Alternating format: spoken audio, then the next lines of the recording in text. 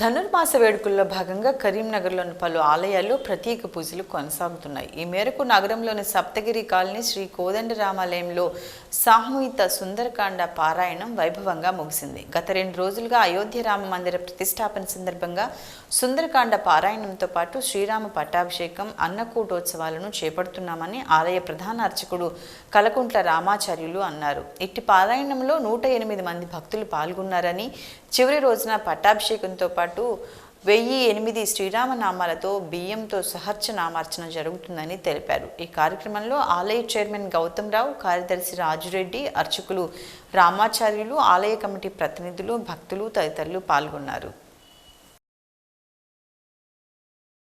మన సప్తగిరి కాలనీ కోదండరామాలయంలో ధనుర్మాస మహోత్సవాన్ని మనం చేసుకుంటూ మధ్యలో అయోధ్య రామమందిరం ప్రతిష్టాపన ముందుగా మన ఆలయంలో శ్రీమత్ సుందరకాండ పారాయణం 3 రోజుల పాటు 108 భక్తుల చేత ఈ కార్యక్రమాన్ని మనం నిర్వహించుకుంటున్నాం.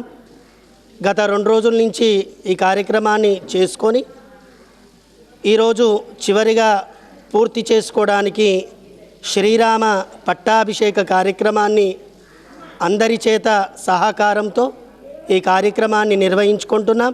స్వామి యొక్క అర్చనా కార్యక్రమాన్ని బియ్యంతో మనం సహస్రనామార్చన కార్యక్రమాన్ని కూడా మనం ఇప్పుడు చేసుకుంటున్నాం. ఆ బియ్యం చేత సాయంత్రం అన్నకూటోత్సవ కార్యక్రమాన్ని మనం మన ఆలయంలో చేసుకుంటున్నాం.